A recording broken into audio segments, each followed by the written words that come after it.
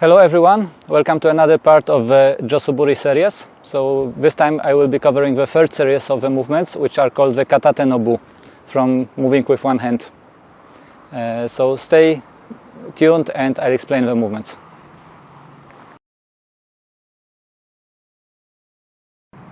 So the third series of the Suburi, the Katate no Bu, takes its name from the fact that we'll be moving the jaw, handling the jaw with one hand in a lot of moments. So like most of the time we'll be handling the jaw with one hand only. And the first movement of this series, the 11th Suburi, and the first in this series, it's called Katate gedan-gaeshi. So we'll begin in the ski kama actually, and I will slide back. I will begin by sliding back and drawing the jaw back in my hands. And I want to go fully back, like my left hand goes to the end of the jaw. And as I push, I want to move the jaw a lot. So like the gedan-gaeshi movements normally were somewhere here, like I was close to the center of the jaw with my other hand. This time I want to get really close to the end of the jaw. Not much space between the two hands. Okay, so as I'm sliding back, drawing the jaw back, getting it here. And then I will strike with one hand towards the side of the head of the opponent. So for this I will lead actually with my front hand, so I can let go of the jaw here, but the hand will be leading the movement so that I can grab the jaw again after the strike. And I want the jaw to be aligned with my forearm. So as I'm moving here, I'm using the turn of my hips to execute the strike, to give energy to the strike. I lead with my left hand, I strike with the right, taking a step forward here with a turn of the hips. So I strike here, and after hitting the temple normally of the opponent, I get my left hand close to the jaw so that I can take over, slide back, and finish in this kind of a block position above the head. Okay, my left hand stays open and under the jaw, so if someone strikes here, my fingers are protected. I'm leaning a bit forward and hiding behind the jaw at a little angle here. So let's have a look at this movement in a more fluid way. Stepping back, striking. The second movement in this series is called Katate toma-uchi. So this time, the Katate gedan-gaeshi was a strike from low to high.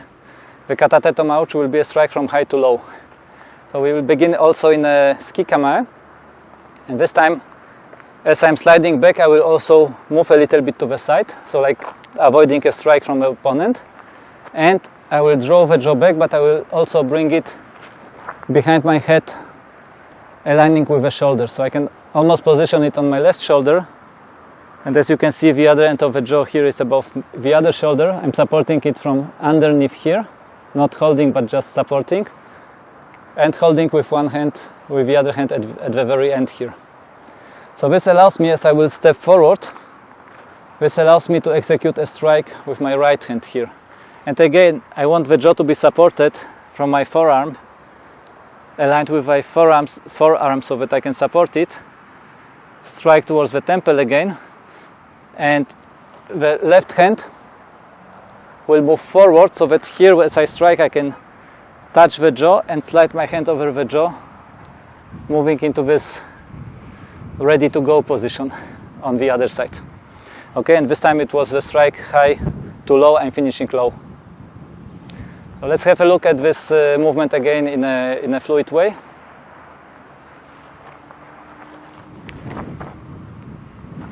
Okay, and the third movement in this series, the last one in this series, it's called Katate hachi-no-ji gaeshi. So here we will be doing a figure 8 movement. So this is the hachi-no-ji gaeshi, it's the figure 8 reversal. And I will start this time in a different kama, holding my jaw at the right side. So I'm in left hand me, holding my jaw with one hand on my right side. I will step forward, drawing the jaw, and this is a movement which is like my hand is moving in front of my center, The other end of the jaw is going a bit up, so this is like a block. I can block here. And I receive it with the other hand. I reverse in this position, holding my fingers open behind the jaw. So this way I can get my other foot, like align my left foot with the right foot, turning my hips, making another block here. And as I finish the block, I will step back with my right foot and push the jaw with the left hand in a way that it turns around. And as the jaw turns around here, I will slide my left hand to the other side of my right hand and grab the end of the jaw here, slide towards the end of the jaw and finish in this position. So when we look at this whole movement, it would look like this.